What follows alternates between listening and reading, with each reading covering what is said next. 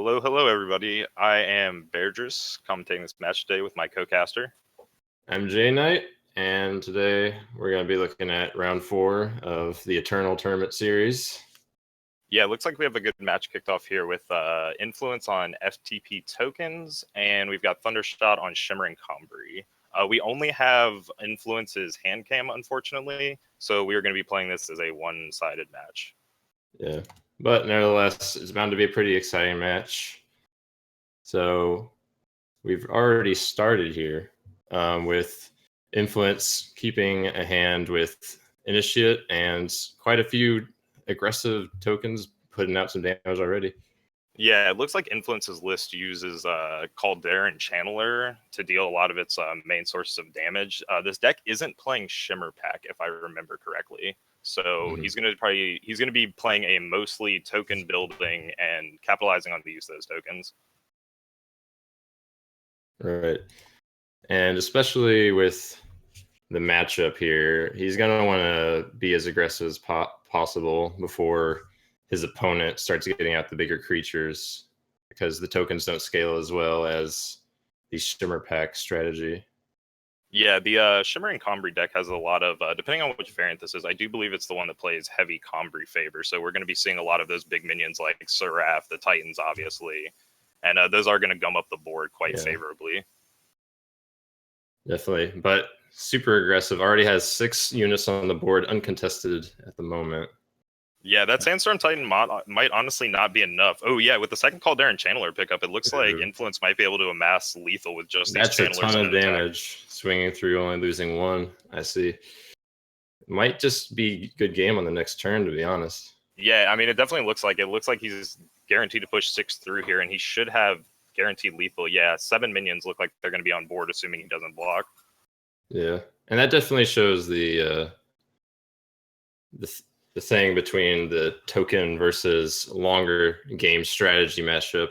If the fire-based token decks with the channelers can get the lead, it can easily outspeed the longer game Shimmer Pack Combrei strategy. Yeah, definitely. Shimmer Pack stumbling there in the early part too, like not having a 1-drop. I'm not sure that they actually do play one. I think they play Initiate though, don't they? Yeah. Yeah, not having Initiate, having a depleted Sigil, and then the Desert Marshal unfortunately just wasn't enough. Missing the 3-drop too. Right. You really can't seem to get behind when you're playing against that FTP tokens list, especially since they're not really trying to ramp into anything like Scouting Party. They're just trying to, or not Scouting Party, sorry, Shimmering Pack. Yeah. They're just trying to amass enough tokens on the board to blow you out with Calderon Channelers. Yeah. And actually, I just looked at the deck. Actually, it does not run Initiate, so he's going to have some real issues with being able to keep up the pace against the tokens. Yeah, definitely. These Xenon Obelisks are going to be a huge help with these tokens and just trying to overwhelm the Shimmering player. So because we are not showing Thundershot, I would like to go over his sideboard so we can see what he could try to side in against the tokens deck to be able to participate in this. And I immediately see a Crystallize in there. Oh, he's got Crystallize at the sideboard? Yeah, he might consider pulling out the Crystallizes to be able to do some late game attacking with the massive tokens. They're really good, especially against a deck like Combrei, for being able to push through those big minions. Yeah, but it seems like otherwise he has a lot of single target type sideboard, so that seems like a sideboard doesn't quite match up very well against the token strategy that Influences on right now. Yeah, already we see the Crystallize coming in and a sided in Shimmer Pack. So it looks like he's electing to try and play more of amass the board, overwhelm him, and getting the Shimmer Pack in there for the late game finisher. Definitely a good idea. And with the Crystallize to push through all those tokens late game, so even if Thundershot gets a good control of the board, just being able to push through the final lethal blast. Yeah, being able to get that final lethal in, especially, I mean, the channelers really make this matchup pretty interesting. They allow for a lot of damage to be pushed through without the need to attack. So even if the board gets so jammed up, the channelers can present damage by themselves. And it's definitely a very interesting kind of burn-like deck with the 4 channelers and 4 Wump too. Lots of direct damage to be able to finish off people. Yeah, definitely. Interesting draw right here for Influence. Looks like I assume he's going to elect not to keep this because he doesn't have the double yellow for the Temple Scribe, unfortunately. Yeah, not much action, but actually gets a kind of a worse hand here. No red for the Channeler or the Drone, but he does have the time sigil off of the favor, Tyler's favored, and the permafrost to control just in case. Gets punished a little bit by picking up the assembly line, but yeah, he will be able to pick up his third sigil right here, being able to drop at least to 3, so we can see a mirror image and permafrost now. Still, unfortunately, 3 unplayable cards in the hand, though. Yeah, bouncing over angrily. He's a bit upset about that one. Yeah, it looks like another time sigil. That really sucks. Yeah, another time sigil. Not much help here, unfortunately. As soon as he can get that red, he can play that Channeler. And I see the mirror image with the Channeler. That would be a pretty big combo if we can get there. Yeah, Thundershot off to a slightly better start. Picking up the red now. Now we're going to see the massive tokens come out. With the Caldera Channeler coming down next turn again. That's 7 damage right there already. And then mirror image. Like, even with this kind of slow bad start, the threat of such massive direct damage is super scary for Thundershot, even though Thundershot did get a much better start to develop his board.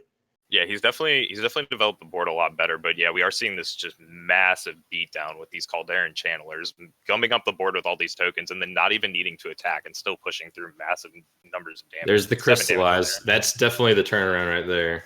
Yeah, that is a huge turnaround with nothing left in his hand but Mirror Image and Permafrost. Oh, and he top decks the Sigil now. Now, Thundershot with his hand, I mean, obviously we can't see it, but we can assume he's got a couple other things lurking in there, maybe some Titans, some Seraphs.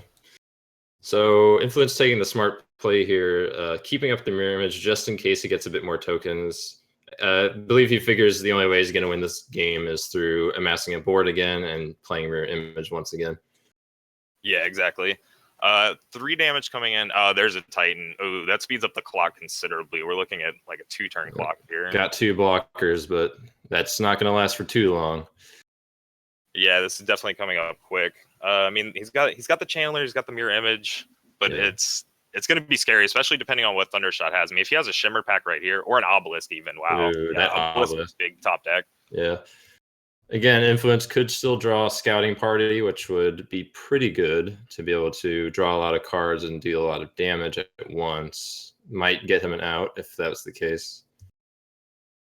Yeah, I believe possibly, right now. I mean, staring down this board, like this board is just so menacing. The Marissan's Disciple certainly helps. Yeah, the Deadly will definitely take care of the Titan. Yeah, I'm assuming he's got to go I'm assuming he's going for the Deadly. Yeah, I wonder.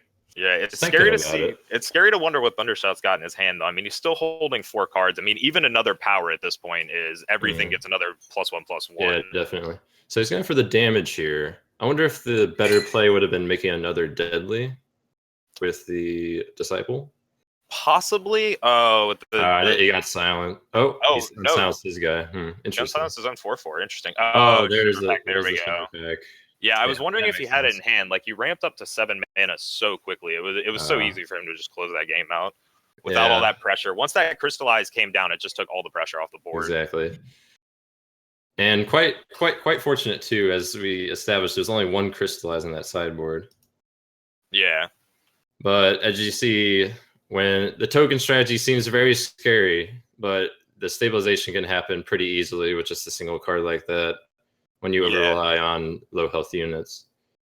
Yeah, exactly. I mean, we see a Crystallize come back in here to buy Influence another turn, but it's hard to think what he even could pull at this point to get him out of the situation.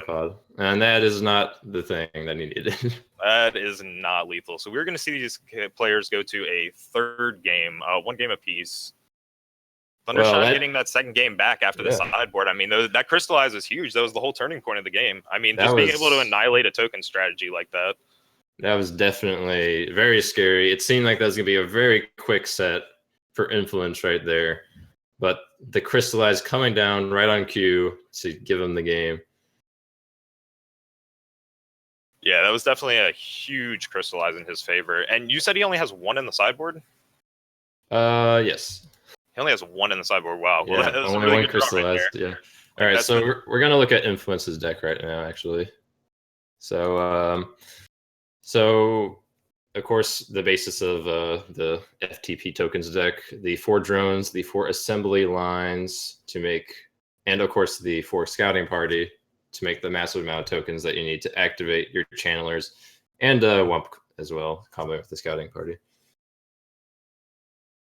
Yeah, and then definitely. followed up with the mirror image to also copy either the Wump or the channeler to even amplify those effects more. Yeah, that's a really cool combo with the mirror image on the Calderan Channelers being able to effectively play, 8 copies of Calderan Channeler, because it seems to be that's the deck's strongest point. Not playing Shimmer Pack in the main board means you're really trying to amass those tokens to push damage through, but without the ability to turn them into 4/4s, you're looking for another way to do it. And just swinging endlessly with 1/1s isn't really the game plan. It's more to get in that early damage and then get those channelers down, copy them, and blow them out. Or if you can manage to get an obelisk down, then you can start turning those tokens into a lot of value. Of course, yeah. All right, we're in the last game, third game here. So Temple Scribe and Amber, it's definitely a keep here. You have 3 creatures and guaranteed a lot of mana influence and the right kinds as well. Yeah, he's got all 3 colors guaranteed right out of the gate, multiple times, so he'll be able to get this Temple Scribe down on time. Maybe floating out a little bit here. He needs a bit of action to be able to be effective in this game before he gets outscaled. Yeah, he really wanted to see that Temple Scribe draw anything but a power there. Yeah. Again, that's kind of the risk about playing stuff that just gets a bunch of sigils or draws cards, because you can just get stuck with these do-nothing hands. Yeah, absolutely. He might be saved a little bit because it seems like Thundershot hasn't found a green sigil yet, at least. Maybe his hand was just really slow, so he elected to open with the favor instead, but it's also possible he doesn't have a green sigil yet. Yeah. So there's the green sigil we were talking about. Playing the Amber Acolyte, that'll fix his mana right up. Yep, that'll fix his mana right up. Gets another minion contesting the board. Influence can answer back with his own Amber Acolyte, but he just has so much power in hand. He's not actually holding particularly anything. I mean, he's got this Channeler, but this Channeler is just going to get blocked on the Aegis. Yeah, again, Thundershot is going to play like he typically would, just playing out a lot of small guys. He doesn't quite know how power-filled Influence's hand is. Otherwise, he might be taking a bit of a different line. Yeah, finding the Xenon Obelisk off the top of the deck, that is going to open up a lot of chances to attack for Influence. And yeah, he's just going to go ahead and jam that right here and try and jam in all these minions. Yeah, kind of turning all that power into a good thing. You can get to 8 power pretty early and get that +2/+2 on all his minions. Even though he doesn't have many, they will be very strong. Yeah, certainly. I mean, if he draws anything, nice. Oh wow, that's so good. I mean, the Xenon Obelisk coming down when it did end up saving his whole board. Ooh, Scouting Party Channeler combo. Scouting Party Channeler combo. Who needs Wump when you just have Channeler, right? Like, you can just play it after the fact. It's just as good. Yeah, exactly. Oh my god, this is quite the turnaround. We're really scared from Influence for a bit there, but I think drawing 4 right here. Scouting Party answer from Thundershot. Yeah, Scouting Party answer, but his Yetis are only 1/1, so it's pretty easy to just jam all 4 of these 2/2s in real quick. Yeah, so I'm assuming the Channeler first. Yeah, I'm assuming Channeler. Now, I forget, Channeler is blocked. All the damage is blocked on top of it because it's all happened simultaneously, right? So all of this is just going to go into the Aegis. Yeah, unfortunately.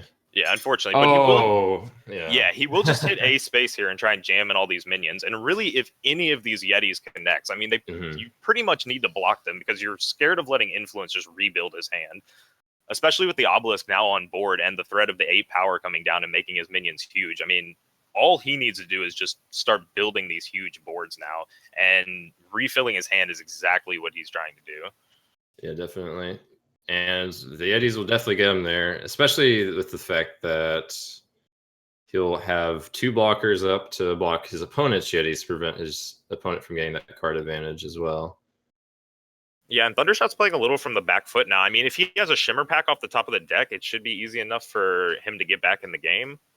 Yeah. But Influence drawing 2 cards, both power. That's a very unfortunate. Yeah, but next turn, he does get to 8.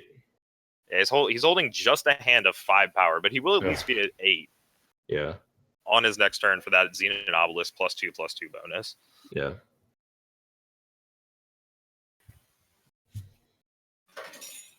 Okay, just been told we lost our video, but Rain of Frogs had just been played on to Influence's hand, but of course we know Influence has nothing but power in his hand.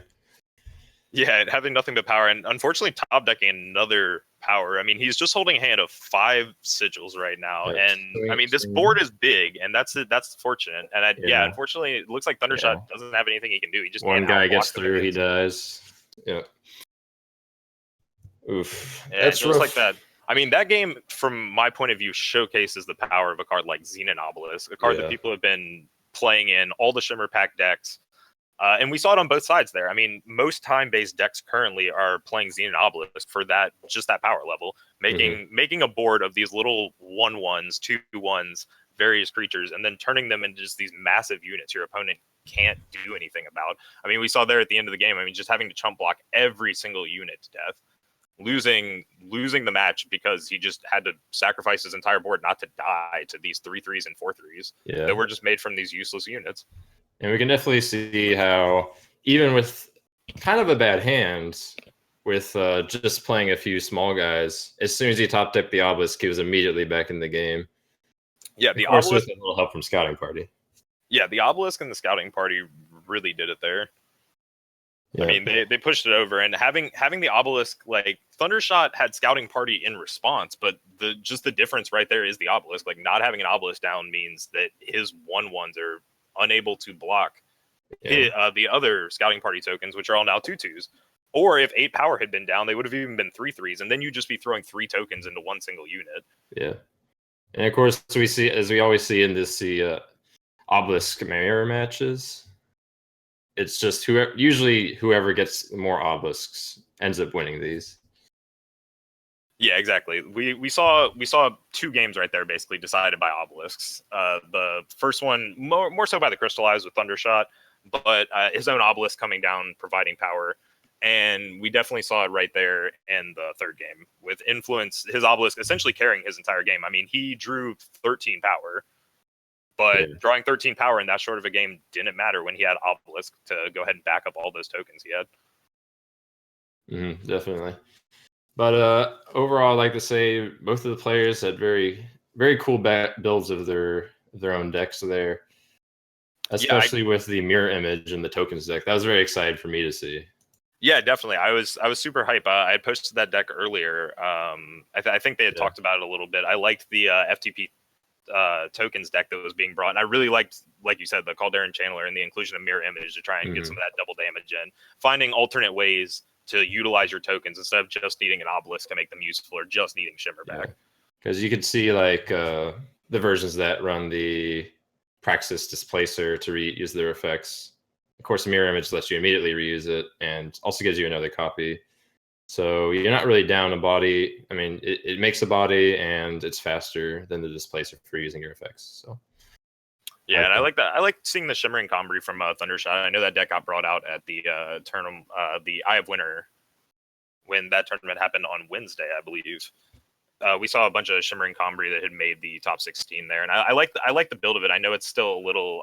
They're working on like refining it, and it's a little hard with the mana base being a tricolor deck with one of your colors with one of your pairings not supported. It's a little hard sometimes for them to hit mana on time.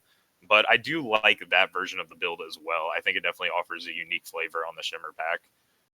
Right. And going on to the Shimmering Combrei deck, I know we highlighted a lot about the token deck since that was our only perspective there. But I would like to say a few words about the Combrei deck, especially the non-inclusion of the Initiative of the Sands. What do you think about that one? It's interesting. Like, I'm not sure Shimmering Combrei necessarily needs Initiative of the Sands. It's like a really bad top deck, obviously, later in the game. But, I mean, it does help you get to your early game plan. I guess maybe they're not including it because maybe the ramp isn't as important as just hitting your influence requirements since you are playing a tricolor deck. Again, it seems like he's replaced those with 3 Seek powers instead for more consistency. So I can definitely understand.